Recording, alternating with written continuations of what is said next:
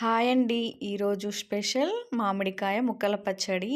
మన తెలుగువారికి ఈ పచ్చడి అంటే ఒక ఎమోషన్ కదండి.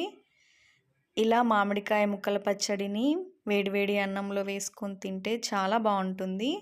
ఇది ఎలా చేయాలో ప్రాసెస్ చూసేద్దాం. ముందుగా మామిడికాయలని నీళ్ళలో వేసి కొద్దిసేపు ఉంచి శుభ్రంగా కడుక్కోవాలి.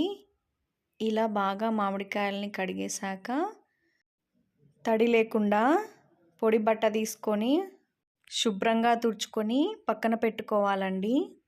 ఇలా అన్నింటినీ తుడిచేసుకున్న తర్వాత ఒక ప్లేట్లో తీసుకొని ఫ్యాన్ కింద పెట్టుకొని ఆరబెట్టుకోవాలి. ఇలా ఆరిపోయాక మామిడికాయలని చిన్న చిన్న ముక్కలుగా కట్ చేసుకోవాలి. ఇది ముక్కల పచ్చడి కాబట్టి మనం టెంకతో పెట్టట్లేదండి, ఓన్లీ ముక్కలుగానే కట్ చేసుకోవాలి.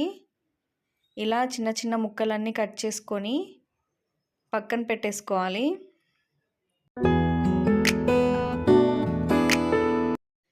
ఇలా మొత్తం కాయలన్నింటినీ ముక్కలుగా కట్ చేసుకొని పక్కన పెట్టుకోవాలి.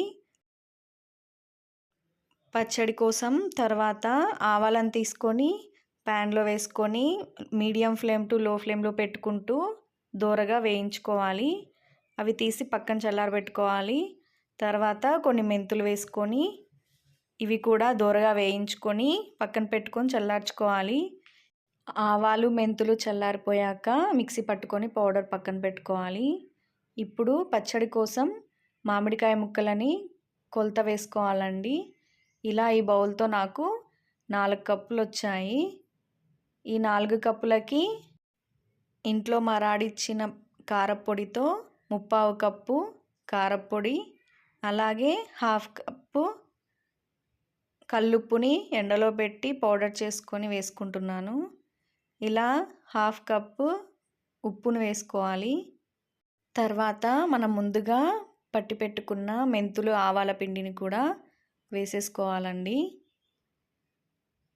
ఇప్పుడు ఈ పొడులన్నీ మామిడికాయ ముక్కలకి బాగా కలిసేలాగా శుభ్రంగా కలుపుకోవాలి. ఇలా మొత్తం కలిపేశాక ఇప్పుడు ఇందులో వేరుశనగ నూనెని పోస్తున్నానండి. దీన్నే పల్లీల నూనె కూడా అంటారు. ఇలా పచ్చి నూనెనే పోస్తున్నాను.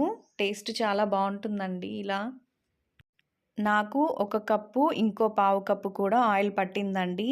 మీరు కూడా ఇలాగే వేసుకోండి.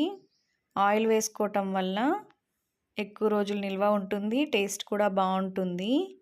ఇలా మొత్తం పొడులు మామిడికాయ నూనె అన్నీ కలిసేలాగా బాగా కలుపుకొని ఇందులో కొన్ని వెల్లుల్లిపాయలు పొట్టు తీసినవి కూడా వేసుకొని కలుపుకోవాలండి. అలాగే నేను కొన్ని వెల్లుల్లిపాయలు పొట్టు తీసుకొని మిక్సీలో వేసుకొని కచ్చాపచ్చాలాగా చేసుకొని వేసుకున్నానండి. ఇలా ఈ పచ్చడిలో వేయటం వలన వెల్లుల్లి ఫ్లేవర్ చాలా బాగుంటుంది, టేస్ట్ కూడా చాలా బాగుంటుందండి. ఒకసారి మీరు కూడా ఇలా ట్రై చేసి ఎలా వచ్చిందో కామెంట్ చేయండి. ఇలా అన్నీ కలిసిపోయేలాగా బాగా కలుపుకోవాలండి. ఇలా కలిపేసి ఒక రోజంతా ఊరబెట్టితే చాలా టేస్టీగా ఉంటుందండి. చూసారా నెక్స్ట్ డేకి ఎలా ఉందో? ఇలా మీరు కూడా ఒకసారి చూసి ట్రై చేసి ఎలా వచ్చిందో కామెంట్ చేయండి.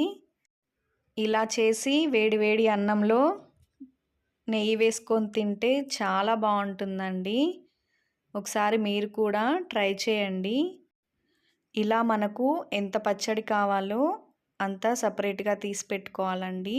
ఎటువంటి తడి స్పూన్లు పెట్టకుండా వాడుకోవాలి. మిగతా పచ్చడినంతా ఏదైనా డబ్బాలో వేసుకొని స్టోర్ చేసుకోవాలండి. చూసారా ఎలా వచ్చిందో? మీరు కూడా ఒకసారి చూసి ట్రై చేసి కామెంట్ చేయండి. Thank you for watching. Subscribe, like, share and comment.